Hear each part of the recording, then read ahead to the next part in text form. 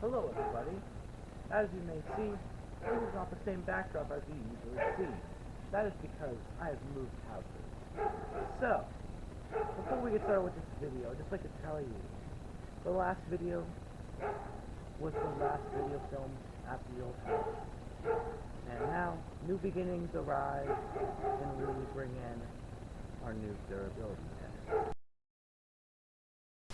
Now, today on our durability test, we have 3 speaker sets.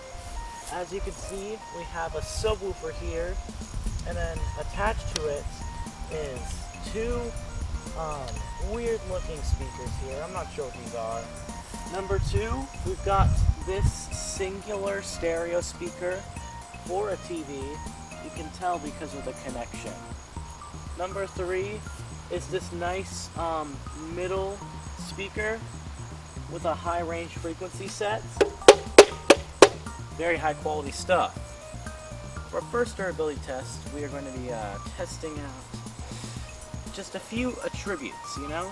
We're going to have competitions to see who has the best of what, and then whoever loses gets a little punishment. Now, first up, before we go into some real destruction, our first comparison is going to be which one looks the most beautiful. It's pretty nice looking. We would have it set up like, you know, you would. You know, just, I don't know, it kind of looks a little odd. And now secondly, we have this boy. You can kind of see it's a very small speaker compared to the size of the stereo. I think that kind of does not add too much to how it looks. I feel like this design here is alright, but this kind of small spot here definitely takes some points. Finally, we have this thing. It's kind of like the box and like the silver lining, you know? So, in third place is this boy. He gets third place, he gets 2 hits with the hammer. And second place is this unnamed machine. And then first place, getting awarded with no destruction hits, is Magnavox.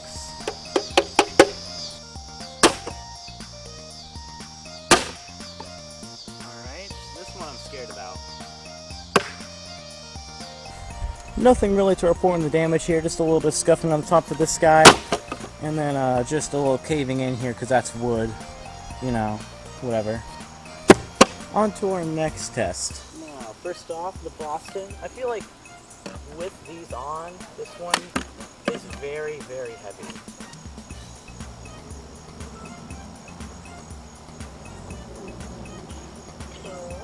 Do you want to be featured in another YouTube video? Yeah. Alright, now the second speaker here, this one still weighs a pretty decent bit, but you know, it definitely does not weigh as much as the Boston. And now third, the Magnavox. This one, very, very lightweight. So unfortunately, I think the Magnavox will get third, this unnamed speaker will get second, and then the Boston will get first. Unnamed speaker, 1 more hit. So, you know, just the whatever damage, just another little dent.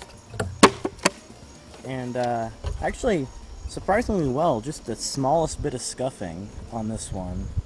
And now, finally, for tests, our last one will be about the usability. Starting off with the Boston here. The subwoofer didn't work. The only thing that worked was this particular speaker. For some reason, the only way to get this one to work was to plug this in, because this is the oldest adapter I've seen in my life. You plug that in, and then you have to plug it into a TV. So that's the only way I could get this one to work, and it was extremely quiet. No matter how high I turned the volume, no matter how I adjusted the treble, it was extremely quiet. Second is this speaker.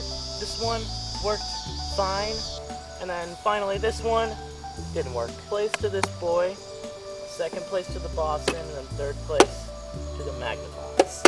So this shall be our last hits before we get to the actual durability test.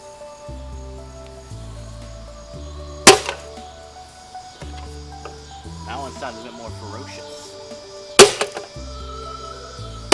That plastic is taking it very well. Now, for our second part of the durability test, we shall be testing out our speakers based off of different things. And sure, they may get a little damage in the process, but the losers will still have to endure increasingly more difficult challenges. First up, we have the weapon test. I feel like I could use him as a little whip, but I'm afraid that this wire just might snap. So let's figure that out. Next up, we have the unnamed speaker.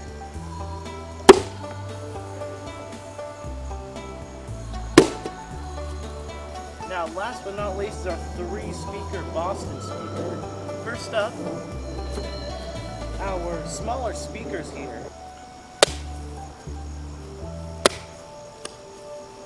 Now for the other one.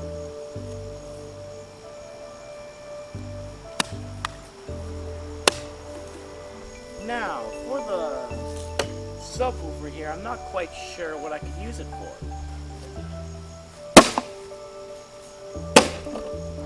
So, based off of our results, third place goes to our Magnavox. It just kind of fell apart, not too much. Second place is the unnamed speaker. Took some major damage, but was still a successful whip. In first place goes to our Boston speaker. All parts of the speaker worked very well as weapons with minimal damage.